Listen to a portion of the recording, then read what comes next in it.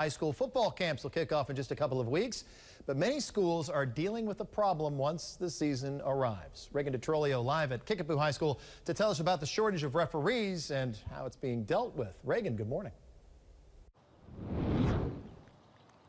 Good morning, Chad. Well, some area schools are rescheduling their football games, so it won't always be on your typical Friday night, and that includes right here in Springfield.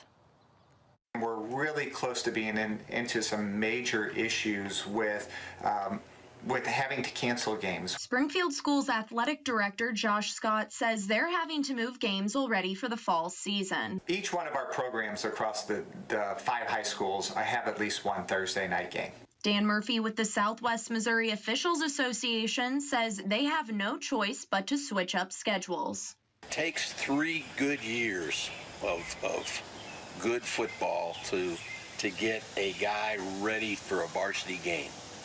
But right now, their second year, they're on a varsity crew. And schools like Fairgrove have to move at least one of their games to Saturday since there's not enough refs. Scott says one way to keep officials on the field depends on how people act toward them. All of us have to be better at is how do we treat our officials when they're on the field. It's just like kids. If there's a mistake in a game, officials aren't purposely trying to make a mistake.